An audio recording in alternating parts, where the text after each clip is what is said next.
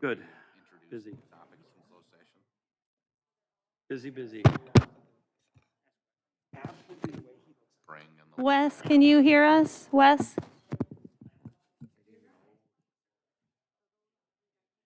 Okay. Working on this thing in my phone for 2 days. Yeah, I did too. With the old, he's got the old Harley Davidson motorcycle. Same with me. And I'm happy to speak to any of those things. I didn't just know didn't know which Yeah, and he couldn't figure it out, direction you're so- headed, so I figured that somebody. We had to Sorry, call- Wes. Can you say hello again if you can hear us? Call Yo Johnson to figure it out. Yep, that's fine. I've got a memo that I put together, so. Problem. Not looking at it yet. Johnson called me. All right, I'm going to try again. Wes, can you hear us? remotely. He just took over my computer and did it all. That was, Michelle, when are you ready? I'm just really? checking to see if the folks online can hear us. Ah, yes, we can now. I guess it was just a little rowdy in here. All right, so we ready to go? We are ready to go. All right, let's go ahead and call the meeting to order. And Michelle, can you take roll call? Mayor Horn, Here? Alderman Kittle, here. Alderman Breeze, Here. Alderman Weinmeier, Here. Alderman Montello, Here. Alderman Volkert, Here. Alderman Kraft. Here. Please join me in the Pledge of Allegiance.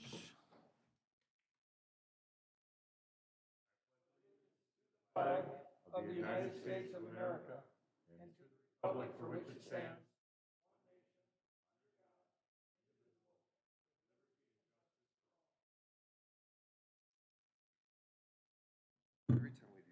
Adoption of the agenda. I'll make a motion that we adopt the agenda. I'll second it. We have a motion and a second to adopt the agenda. All in favor, say aye. Aye.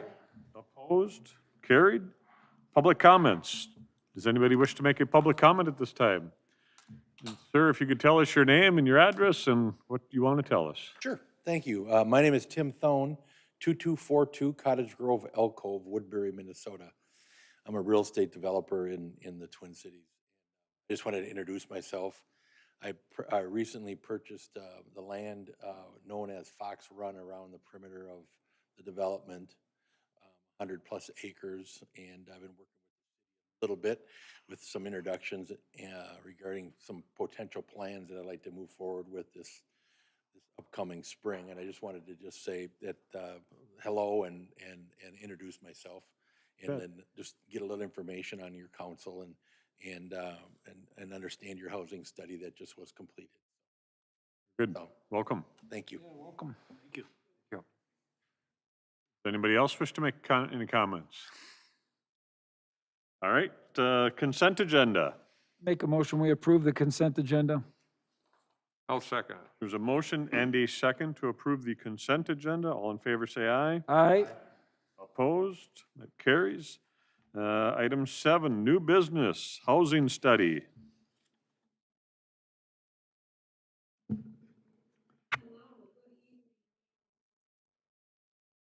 Yes. Barely. Yeah, kinda. We got you, Beth. If we turn up your speaker. Council should turn up the speaker in front of them if they need to hear Beth.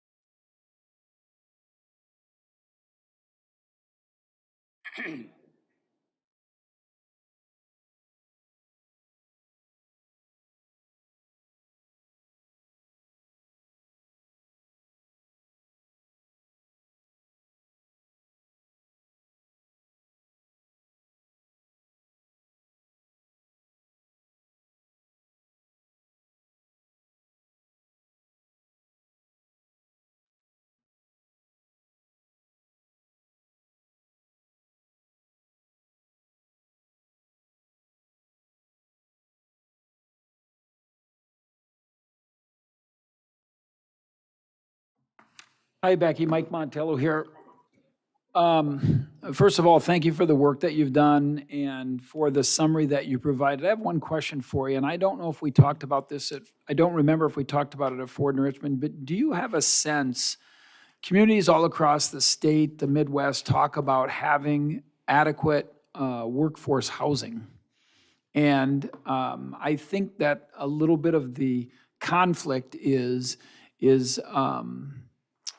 some people think the only way to do that is to build properties that are, and I'm using this in an adjective type way, low rent type properties that can lead to blight in a neighborhood, that type of thing.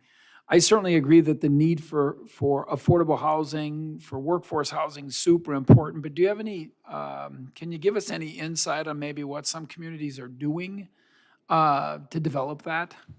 I know you talked about, having grants and doing that type of thing, but obviously some folks, the idea of home ownership, that's a little bit farther down the road. So how do you develop workforce housing when it's not folks that are necessarily looking to buy a house at this time, but you don't want it, you want it to have some balance relative to the community, if that makes sense?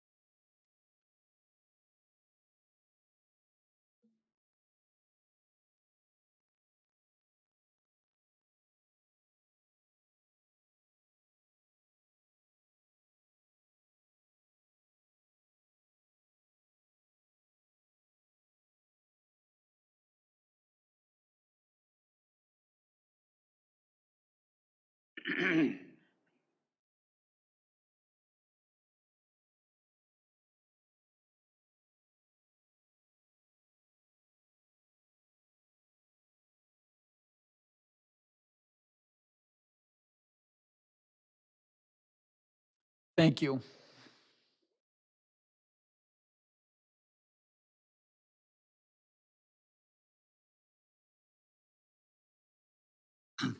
Tom, you're breaking up pretty bad.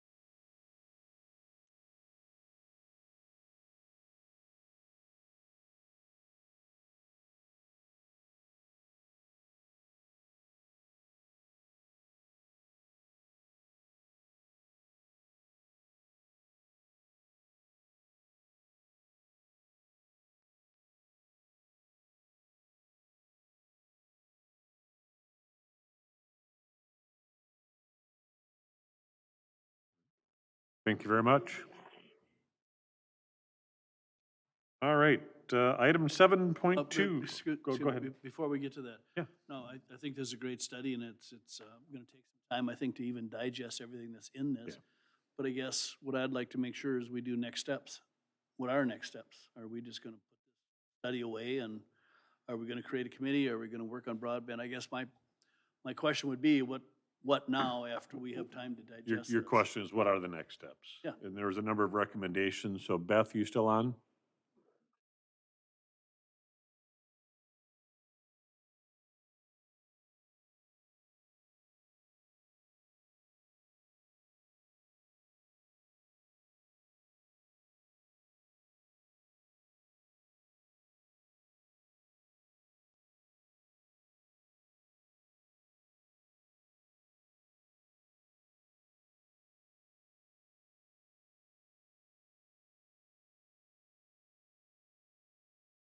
Good, thank you. I just wanted to make sure we were gonna do something with this, and appreciate it very much. Welcome. Any other questions or comments?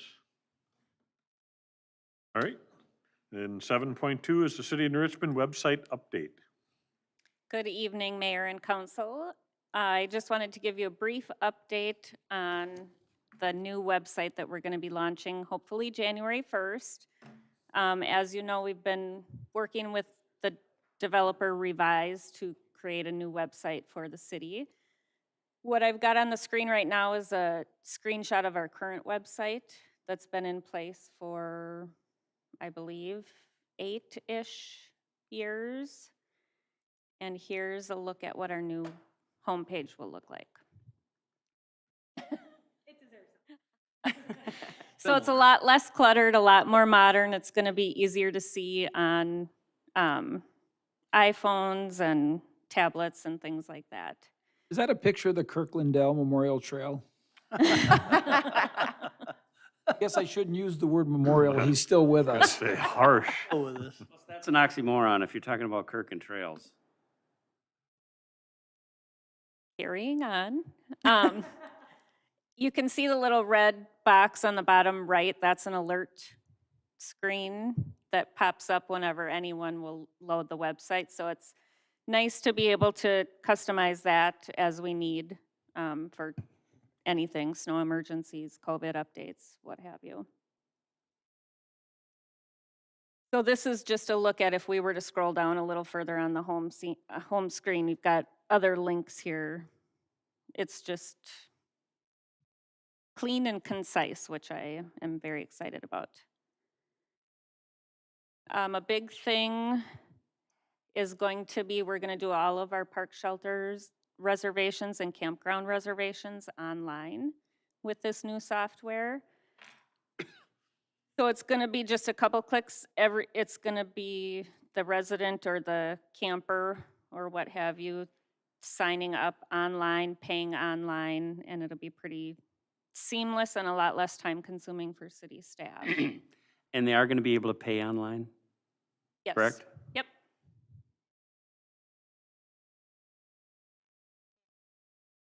Yeah, we'll see this one first.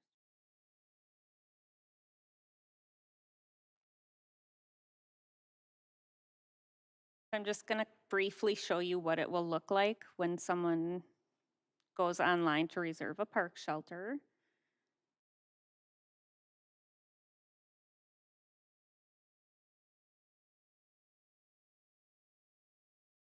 So people will be able to scroll through and pick the shelter they want or they're interested in.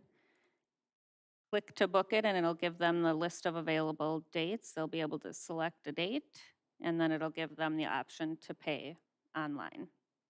So that part isn't set up yet, but And are you considering how far in advance they can reserve? for the full year. So a So- calendar year. So then we're working with the chamber and stuff for the events like our Park Art Fair and other things? Yep, and we'll make Okay. sure to get those blocked off so they're not shown as available. Perfect. And just a little peek at how the campground reservations will look.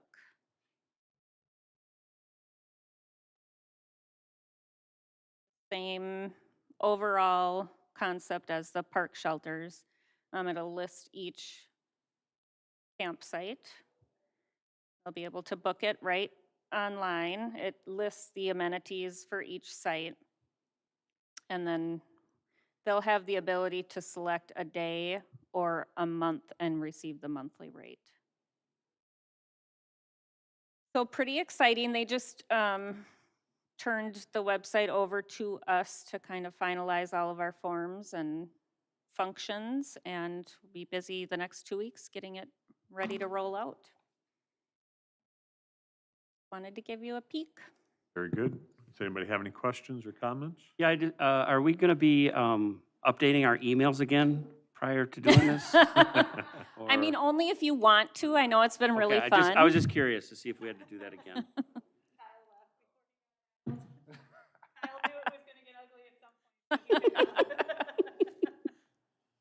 All good, right? And I just want to thank Lori for leading this project over the last several months. So she's done a great job with it. We're excited for it to go live. And if we'll certainly let you know when it's live. If you have any questions, finding information on there, just reach out. But thanks, Lori, for all of your work on it. Good, thank you much. Item 7.3, Resolution 122101, Arbor Day Proclamation. Something we do every year. It's, we celebrate it on the last Friday of April of every year.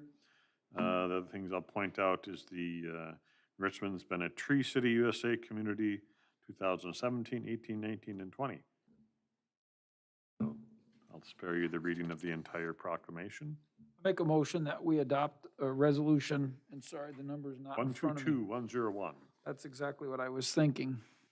So there's a motion. I will second that. And a second to approve Resolution 122101, the Arbor Day Proclamation. Is there any discussion? I'm just curious, who is our current city forester? Fall. Dave Poofall. Dave? Okay, thanks. Any other discussion? Call the roll. Alderman Kittle, Yes. Alderman Vries, Yes. Alderman Weinmeier, Yes. Alderman Montello, Yes. Alderman Volkert, Yes. Alderman Kraft. Yes. That motion passes. Item 7.4, Public Works Job Description Revisions. Good evening, Mayor and City Council. I think Eric and I will team up on this one. We are in the process of starting to update some of our job descriptions. Some of these haven't been updated for several years. And as this time of year, we start going through our end of the year performance evaluations. We always want to make sure that our job descriptions are current. And looking ahead for the next several months, you'll likely continue to see some job descriptions being brought forward. My plan going forward is that these would just be on the consent agenda. If there are questions or concerns, we could always put it on new business. But in some cases, it's some simple red lines or very, very minor.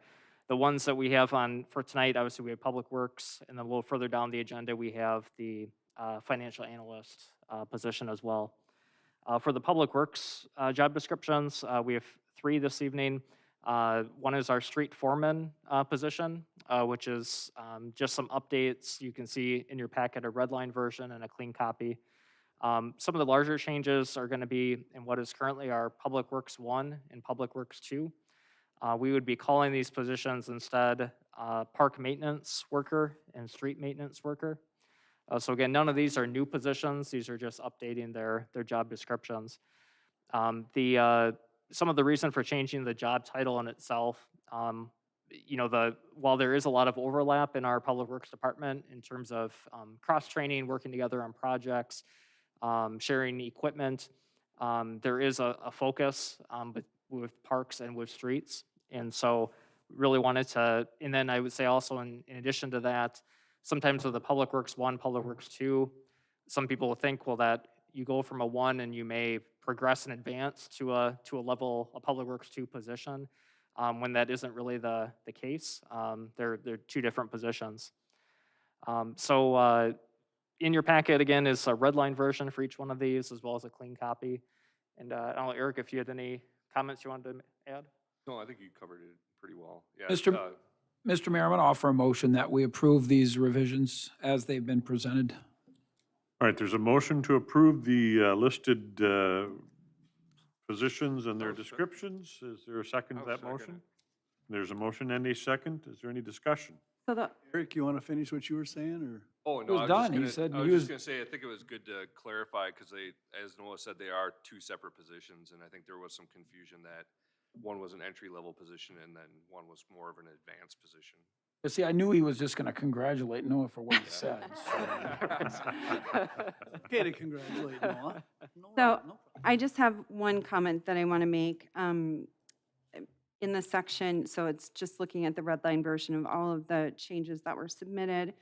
When you go down to the general core competencies section, communication, cooperation, and teamwork, commitment to quality, customer service, et cetera. So the general core competencies were all set up across the city. So making any changes to any of the wording in there should then carry over to every single job description. So I don't know that I would necessarily be in favor of that unless you really are looking at making that significant change. But the general core competencies are the same across every single job description. Yes. So I just Yep. want, is that what you're anticipating, is making the change that we are no longer going to be proactive to customer service needs, or? I mean, because that's really what it's crossing out is, obviously we want to demonstrate customer service excellence. So kind of taking that word out, I think goes against what one of the core competencies was. So I don't know, what were your thoughts? So in terms of the customer service line item, our thought was to, and again, not that we're not attempting to be, we want all of our staff, of course, to be proactive when it comes to that. In this case, we just thought, just trying to make it, in this case, just more for convenience of it's a little cleaner, just trying to reduce some of it, but we can certainly keep that in if that's desired of the council. I mean, that would be my only suggestion. If you're going to change it in this job description, I would recommend that you make the change in all of the job descriptions. But I would think about what that means and what that says to staff before it's actually done. That would be my only concern.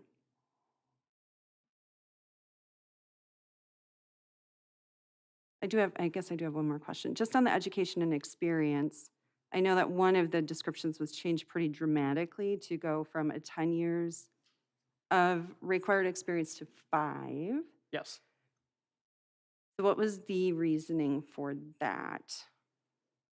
So I will pull up that. That was So for that's the for the street lead foreman. streets foreman position, yes. I Yeah, think so- the thought was that getting a qualified candidate nowadays is not always that easy, and if we require someone to have 10 years of experience, we may be out a lot of very qualified candidates. Felt like 5 years of experience was enough for someone that we could potentially deem qualified to fill that position. So that would not be a concern at all, moving from, I'm just thinking, like, why did we have it at 10? Yeah, we felt really we would hate to exclude a potential candidate if, hey, have 8 years of experience, they meet all the other, but you're 2 years short. We really felt 5 was just, would meet our needs, that's still experience to be in that position, but 10, we may be losing some candidates, especially Okay. given the hiring environment today. Okay, It's really about all the hiring of the individual, not quite so much how many years of experience they have, because they could have 12 really bad years of experience and qualify, where you might have somebody with really qualified but only has 8. So Right. I'm not even sure 5 should be in there, but I can live with. I think if you differentiate it as, maybe leadership experience, but I think leadership experience is a separate thing that's already in the qualifications, so. You always want to have some level of minimum qualification, just so that you can it's a position that's going to be guiding and directing and consulting well in the field, so you definitely want them to have the capacity. I think what you're trying to say is you're trying to establish a standard. And I Yes. think the difficulty today is that the rules have changed when it comes to hiring people. The Yeah. rules, you better throw the old rules out.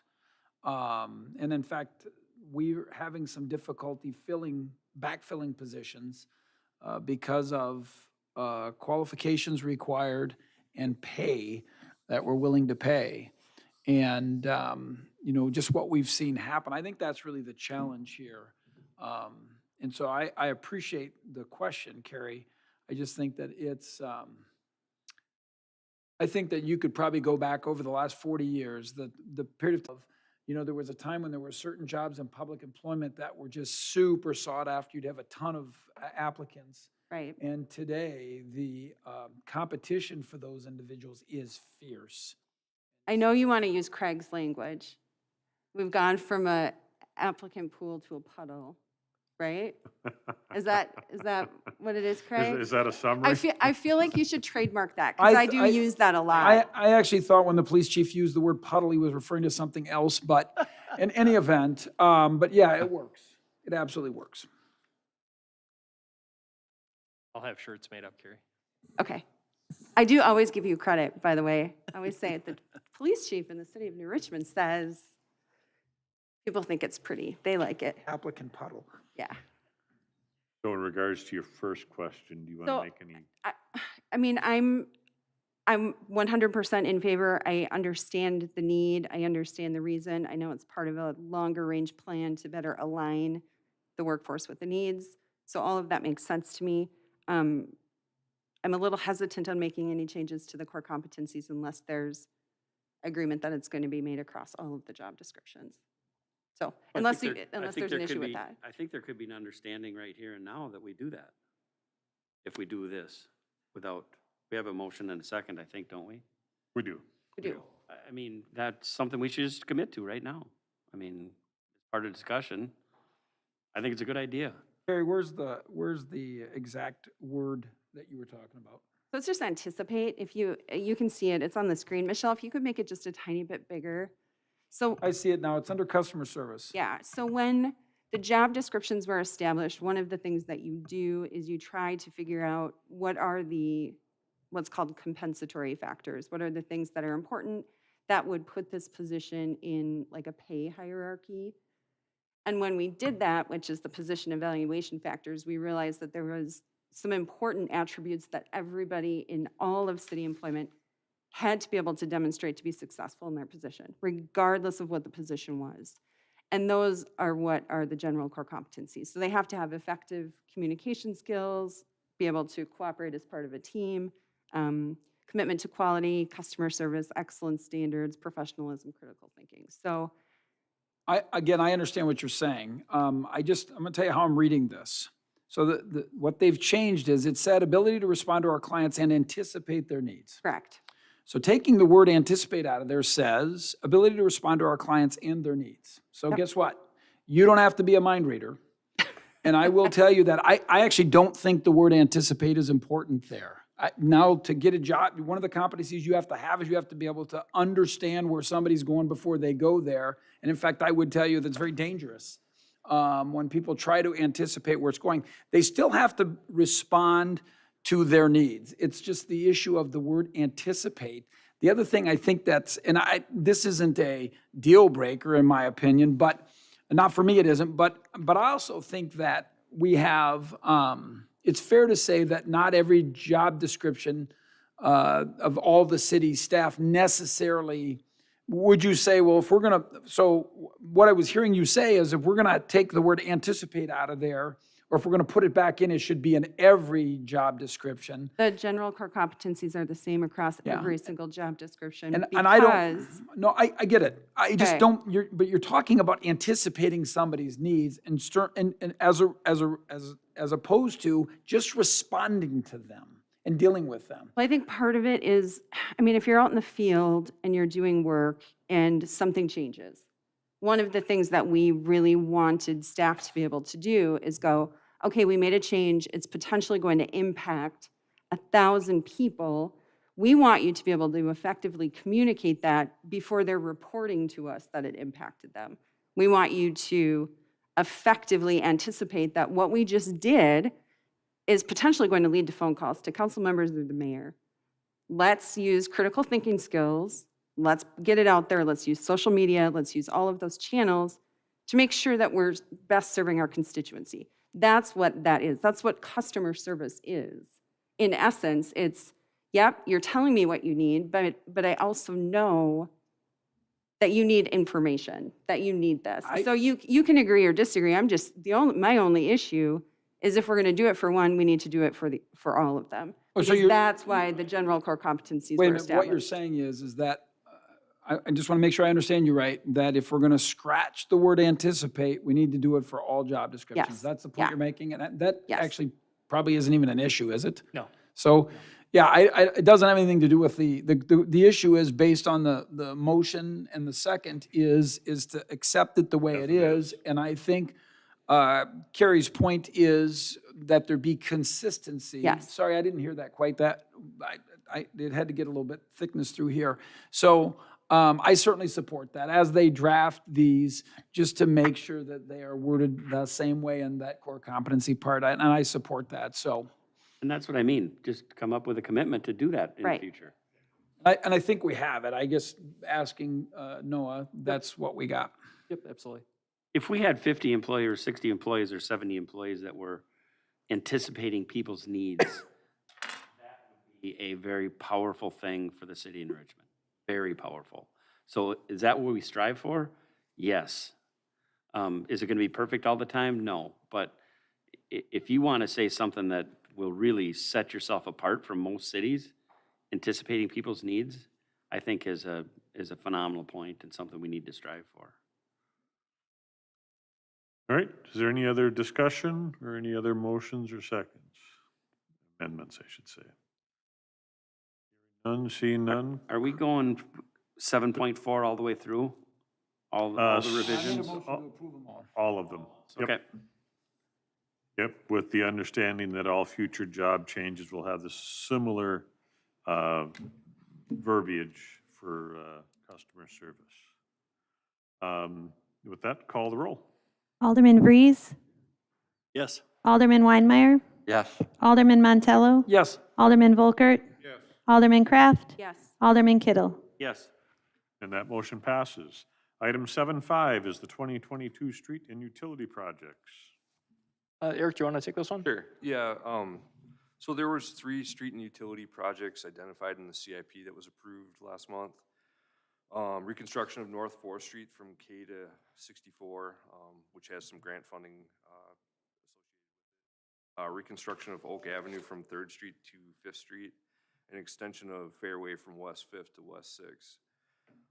Being that we'd like to get these projects out for bids, hopefully early spring, before contractors get too busy, we'd like to get moving on them.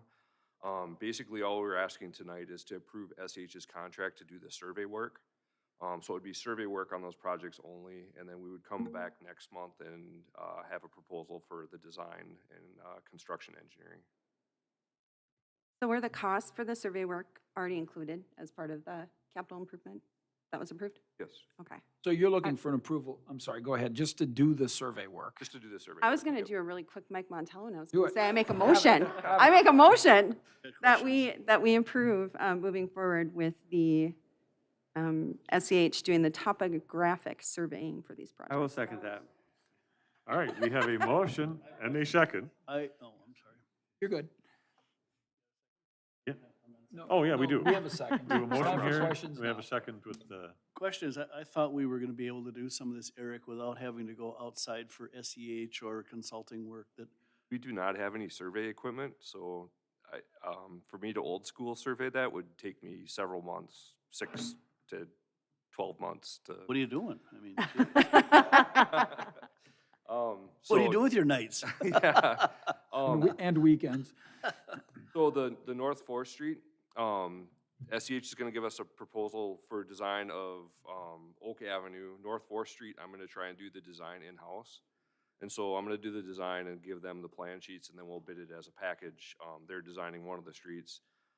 Fairway has actually already been designed. It's part of the West 5th Street townhomes. And so the developer, their engineer designed that street.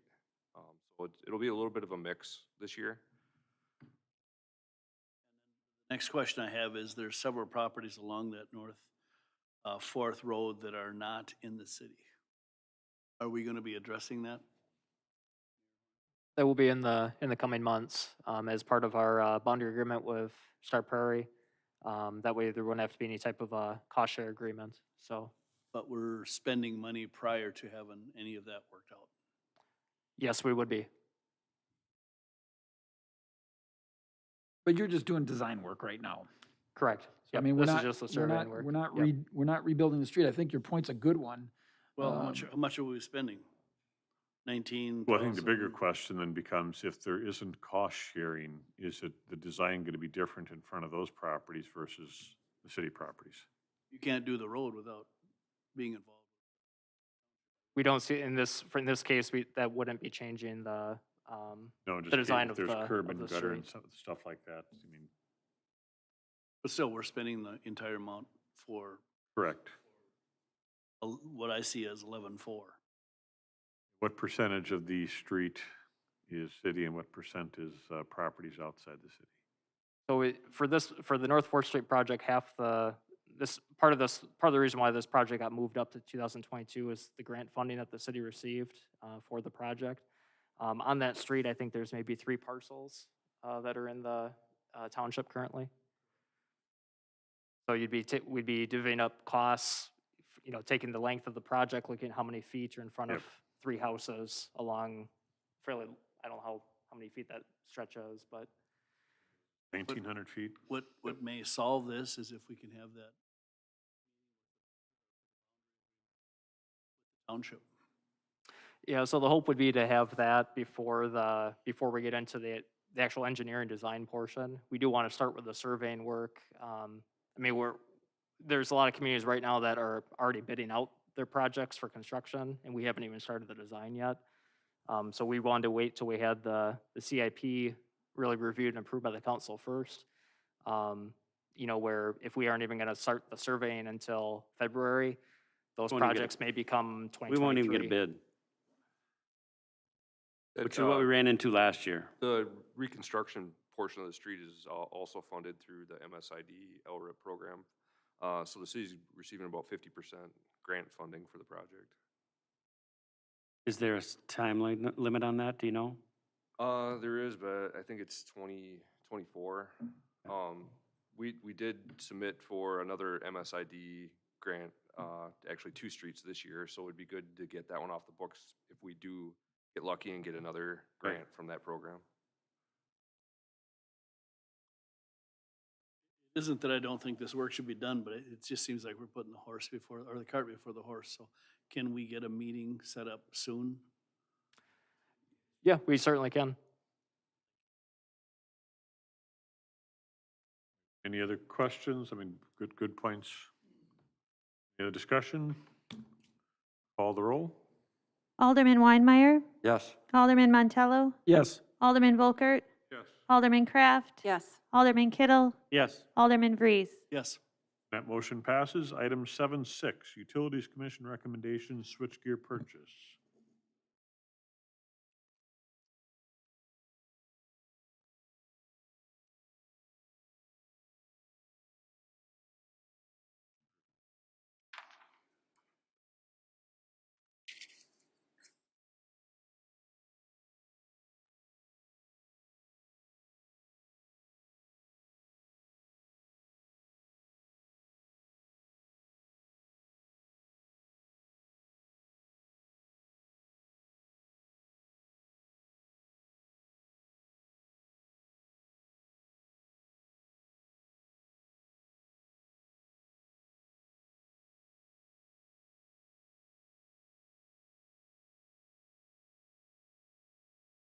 And do you want to talk about 7.7 as well?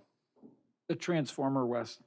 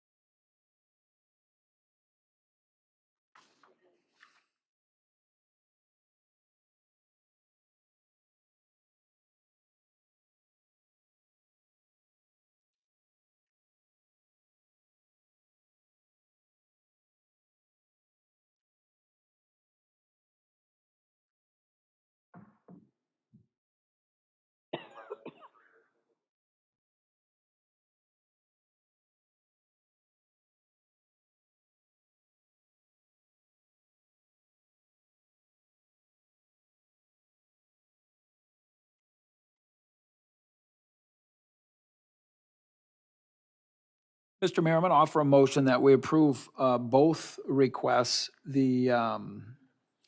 I'm sorry, Wes and I, every time I think, switch gears, but the transformers, I want to know what they become. I've watched enough movies. I want to know what these transformers become, so, but that we proceed. We'll let you know. Yeah, please, as it's been presented. Dodge Rams. Second.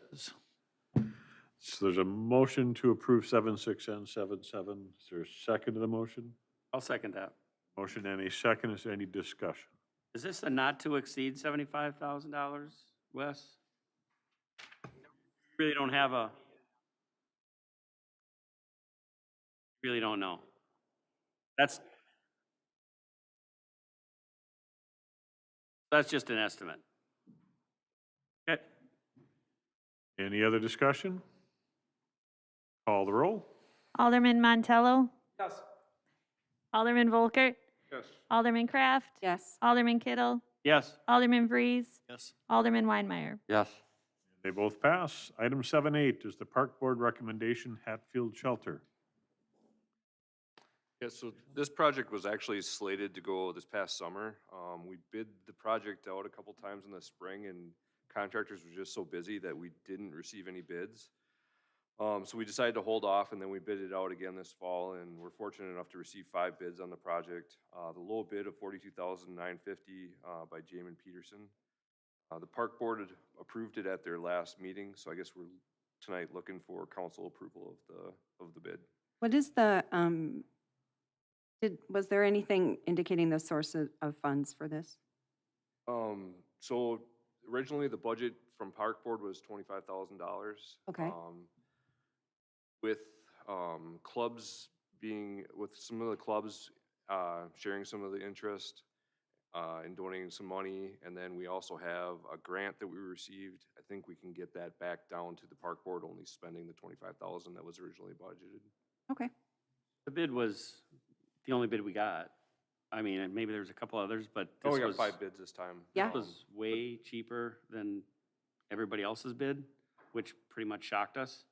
We didn't think it would ever come, I mean, so when we bid it or when we estimated the 25,000, we thought that would be pretty close, and then we got this bid, and we have commitments from, I don't know the exact dollar amounts, but from the Hatfield softball, the Men's Softball Association, the Girls Softball Association, and the Youth Baseball, all are gonna try and, or I don't know the exact numbers yet, are gonna commit to this, and we have a separate grant from, I don't know what, you remember the name of the grant, Eric? Or? Grant that we received through the League of Wisconsin Municipalities.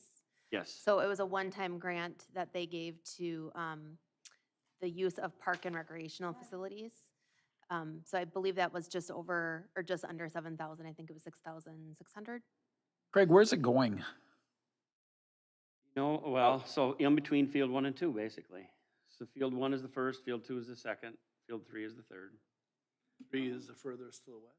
Just north of the concession stand. Yeah, so it's Yeah. next to the concession stand. Mr. Mayor, I'm going to offer a motion that we approve the Park Board recommendation to accept the bid from Jamin Peterson for $42,000. Sorry, I can't read it. 950. Yeah, there it is, to build that, a new shelter up at Hatfield. I'll second that. We have a motion and a second for Jamin Peterson to build a park shelter.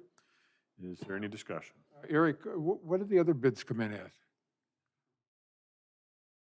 Lift Bridge Builders was $51,200. Derrick Building Solutions was $62,700.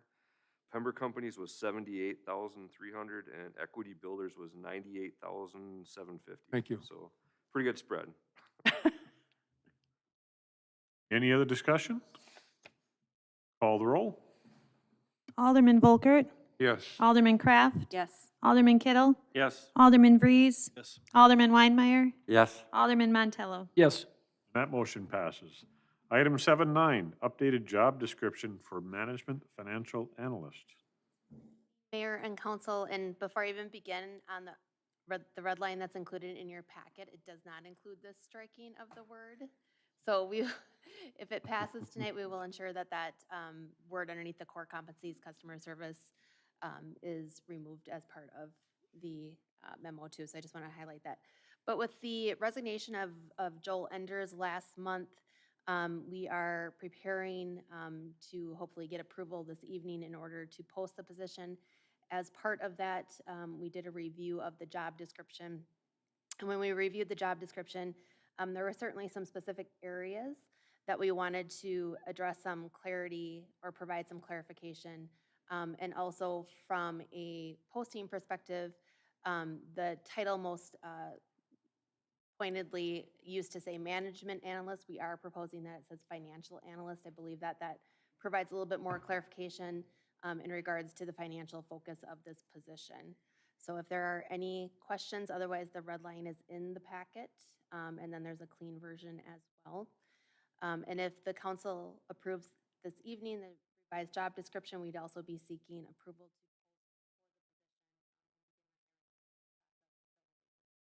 I'm just curious, how do you measure how many pounds of force that a person has to exert in the course of their duties? So I just see physical requirements. This work requires exertion of up to 10 pounds of force and occasional exertion of up to 25 pounds of force. Got to move the copy machine, Mike. that's when we have to, retain our files and we might have to pull a banker box out and. Well, it doesn't say some lift 10 research. pounds, it's exert 10 pounds of force. So I Pete, don't- you're the yeah, I know chiropractor, I maybe should you can help me pushing. out with that. Lift, push, pull. That's There what it it's called. is. Okay, Mr. Mayor, I'm going to offer a motion is. that we approve this change job description as it's been presented. Second. All right, there's a motion and a second in discussion. I'm sorry, go ahead. Ryan, were you asking are you looking for the approval of the posting as well? Or just the approval of the job description as this part, or are we going to talk about the posting later? Approval of the job description, and then with that, we would be asking for approval to post Okay. for Mike, do you filling want the to vacancy as well. amend? Please, I'll amend my motion to do both. Oh, Thank you. All right, we're good. Okay. you want to do both right away? Do we I need think to we do need that? to. We're He's done with it. short-staffed. Yes. we're- Yes. Yes. We- I feel like this position is going to be a little bit challenging to potentially fill too. So we'd like to get the posting out there as soon as possible. Okay. Do you anticipate any changes to the pay range or? Yeah, do you anticipate any kind of wage? What are we thinking? What Joel got, what So, Or position? it'll be dependent upon qualifications. So the range for this, Joel currently was in, that's what we have budgeted. So we're hoping to fill for that. Okay. But again, depending upon the number of candidates and their experience level, we'll evaluate it based upon that range. So the range for this position, based So upon we- the Carlson Detman study, is 60,000 to 78,000. so we do have it budgeted? Correct. Oh, sorry, Yes. okay. That's all I was Unless concerned we took about. Joel out of the budget and he didn't. That's all I was thinking about. I didn't know that we already Oh, had a yes, budget. it's a budgeted position. Okay. Yeah, correct. All right, any other discussion? Call the roll. Alderman Kraft. Yes. Alderman Kittle. Yes, Alderman Breeze. Yes. Alderman Weinmeier. Yes. Alderman Montello. Yes. Alderman Volkert. Yes. And that motion passes. Item 710 is ordinance 567, worthless payments and overpayments, receiving money receipts. Good evening again.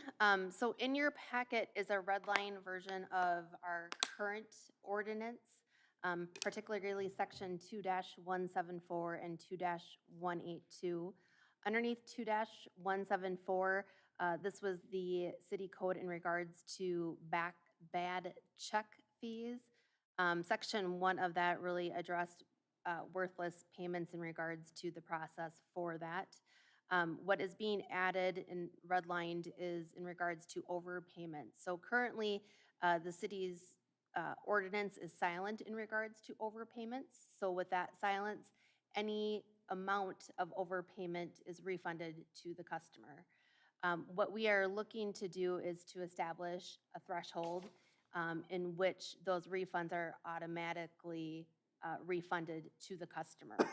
So we're proposing a $5 threshold. This is pretty standard in regards to other municipalities as well as the county's ordinance as well. So what it would do is not saying that just because an overpayment maybe would occur at $1, it wouldn't be refunded to the customer. What will happen is if the customer requests it to be refunded, we would refund it at that dollar threshold of, $4.99 and lower. The customer would need to request it to us. Many times we're getting, very small overpayments, more specifically in tax payments of 20 cents or 30 cents. By the time that we cut the check, the customer is not, or the resident is not cashing that check. And so the amount of time and effort it goes into resolving those types of issue checks far exceeds the nominal amount that we are reissuing to them. And then in the section 2-182, receiving money and receipts, when we really read through this section, section 1 did not make a lot of sense any longer, so we struck that version, and now there is just the red line version there that has section 1 that's just clarifying the process that when monies are receipted in, a receipt will be generated, and that monies will be appropriated per the use of, to the appropriate fund, essentially. Mr. Mayor, I'm going to offer a motion that we approve ordinance number 567 and suspend the rules. All right, there's a motion to approve ordinance 567 and suspend the rules. Is there a second to that motion? I'll second it. There's a motion and a second. Is there any discussion? So my only question is, so overpayments, obviously you're not talking about an overpayment when you receive payment from a worthless payment, right? Like they're two distinct things? Yes, two Okay. separate items. So my only comment would be, I recognize that the work, the administrative burden, the cost of printing checks, sending them out, all of that stuff, and to not have somebody actually cash the check is, it's annoying. It's not a great business practice. I get that. I feel like the threshold of $5, call me cheap, but I think putting the onus on somebody to request an overpayment when they may not even know that there was, a refund of an overpayment, I'm not comfortable with $5. And like I said, call me cheap, but I think like $1 is fine. Like who wants to process something like that? But if you're talking, I don't know. I think a couple dollars, we owe it to the taxpayers to give them their money back. I think just the opposite. I actually thought it should be $10. What you spend, forget postage. That's the cheapest part of the deal. The check that you cut, the time somebody spends processing it, somebody got a bill, and that's why they paid this amount. If they paid the wrong amount and it's $5 off, that's just, and if they ask for it, they're gonna get it back. But if A they lot don't, of times they're not even aware of that. It's a company that will send escrow payments that make mistakes. So the customer a lot of times don't even know that they're over or short. Yeah, I just feel like we owe it to the taxpayers to, to make sure that they get the money that's due to I'm them. going to agree with Mike that the cost of doing the business of a refund of $5 just costs the city too much. Taxpayers also deserves efficiencies at the city, and I think this is an efficiency, probably long needed. yeah, actually, I think Pete, the taxpayer's paying for that as well, They're still gonna get their money back. We're still gonna have to write the check out. only if they ask for it. Well, which is, if it's $10, they're gonna. If it's No, it's $5, $5. No, it's $5. I know. It's the What limit. you're saying is if the more you bring it up, the more they're gonna ask for it, and the more you gotta write the check out. No, I was just trying to make a point that the cost of processing this, I 100% agree. that was my point. Yeah, and I 100% agree. I'm not considering. But the changing higher it you to put it 10. up, the more somebody's probably gonna ask for it. I understand. I'm just saying that I think $5 is a pretty good threshold. That's I'm okay with the $5 cost too. of business. All right, so the motion is for 5, so unless there's a motion to amend the original I motion. tried. Nobody agrees with my cheapness. Oh, you aren't the cheap one at this And I'm table. probably the person that would get the check and wouldn't cash it. Like, I'm being totally honest here. But I do know that, But that's what costs more money yet. When What's no that? resolution of that check takes place. no, Now I you look for several absolutely months agree. at it, I so- absolutely agree. But as a taxpayer, I feel that we're already paying for the city to do the business of taking in the money. I'm paying for a service. You're talking, there could be visually impaired people. I don't know. I just don't agree. So it's okay. All right, any other discussion? Call the roll. Alderman Kittle? Yes. Alderman Vries? Yes. Alderman Weinmeier? Yes. Alderman Montello? Yes. Alderman Volkert? Yes. Alderman Kraft? And that motion passes 5-1. 7-11, 2021 third quarter tourism funding recommendations. I almost forgot about this. All right, so Exciting stuff. it's good stuff. Back in November, the tourism committee met and they reviewed applications for the third quarter tourism funding. We had 2 requests in. One was from Mallards for their Oktoberfest, and one was for the Kiwanis Rotary Scary Park. For anyone not familiar with the events, it was the first annual Oktoberfest. It was spearheaded by Mallards and Wild Badger. Mallards was the fiscal agent. They kind of took on all the responsibility of the event, and it was held in their parking lot. Several area businesses were invited to participate. Liftbridge was a pretty big participant in it as well. They kept track of all their expenses. It was over $12,000 in expenses. $88,312 qualified as a refundable expense per the Tourism Committee's guidelines, and they recommend approval of the 8312. And then we can do these combined. The Kiwanis and Rotary Scary Park was their second annual event held on October 30th. And of the expenses that they had, 2,788 were deemed qualified for reimbursement by the Tourism Committee. And that left, let me see, how much was it? 25,596.55. That much. 25,596.55 was actually being carried forward to fourth quarter because there were only 2 requests in. And fourth quarter is actually a pretty heavy quarter for requests, so it'll be helpful to have those available for disbursement at that time.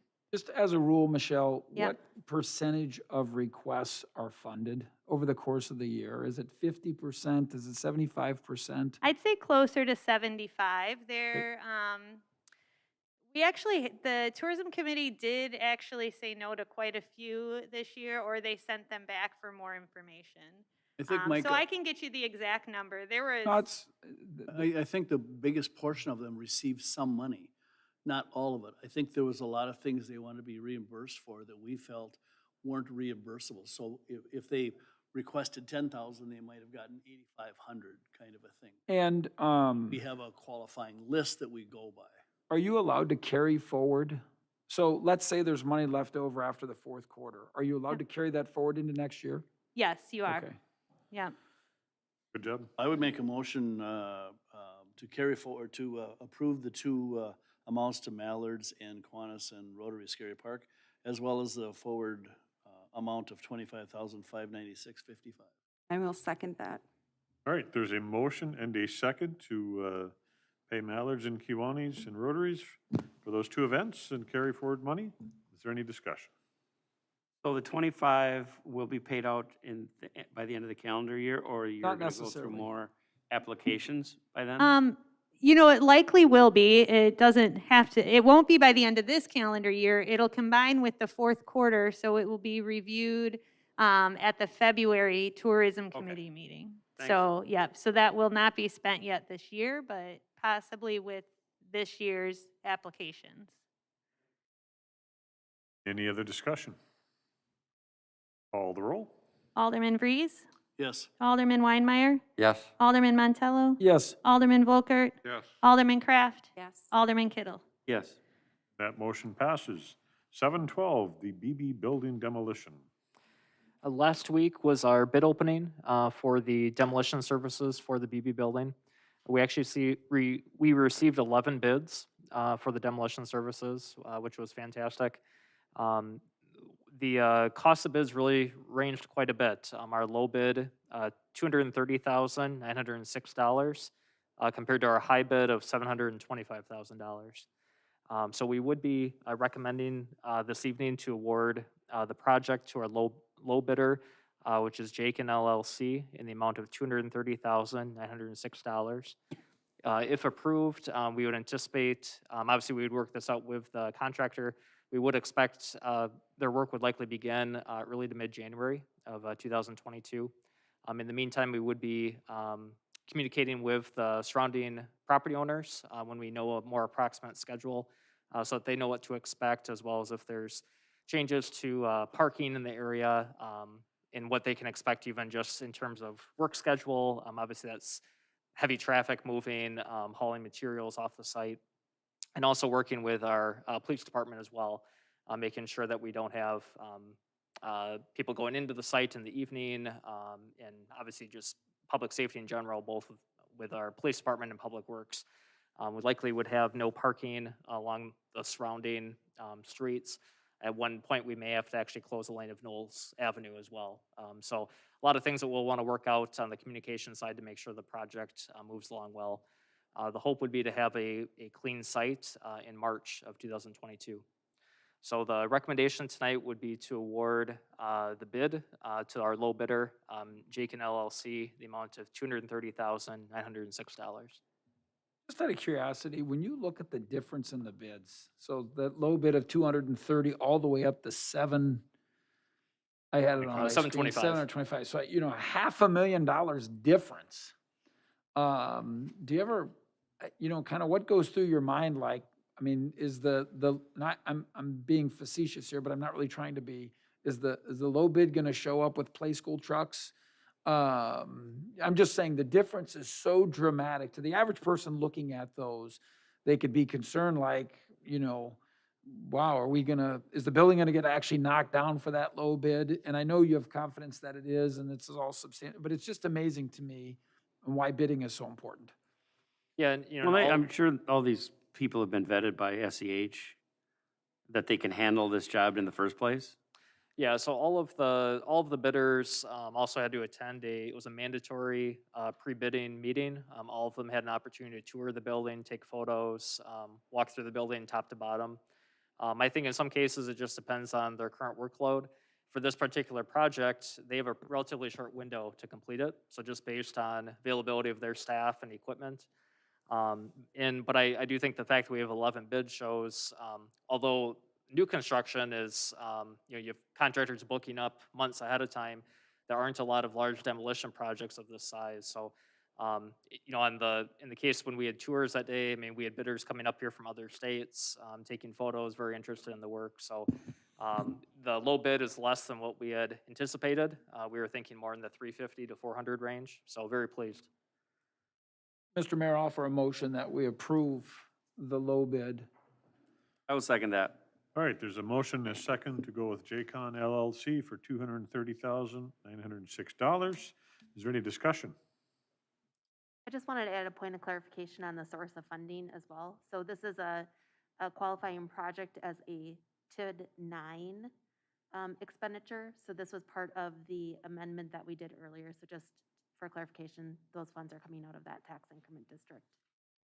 Good, thanks for the clarification. Any other discussion? Call the roll. Alderman Weinmeier, Yes. Alderman Montello, Yes. Alderman Volkert, Yes. Alderman Kraft, Yes. Alderman Kittle, Yes. Alderman Vries. Yes. That motion passes. Communications and miscellaneous. I have just two things. One, the Public Works entry in the Hometown Holiday Parade won for the Chamber's favorite float. So a trophy will be living happily in the Works garage. Very good. And also, I was. Way to go, Eric. Oh, It's super Wait. exciting. Somebody reached out after the last council meeting, and we've never clarified. We end the live stream at this point, and we end the video as we go into closed session, and we do not come back on.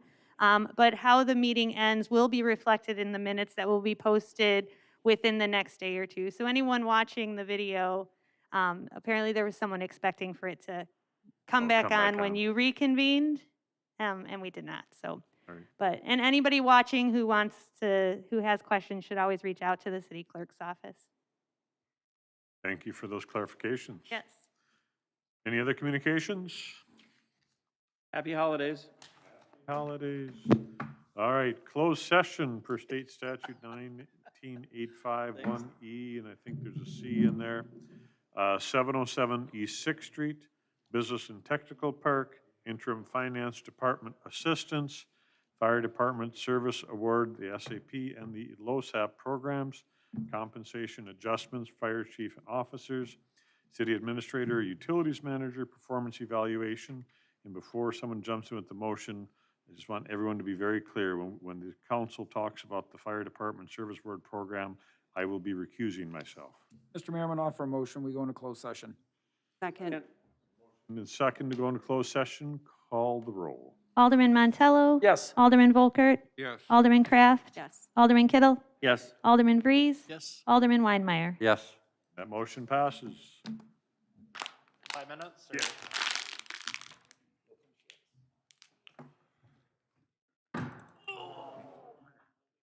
That order, 'cause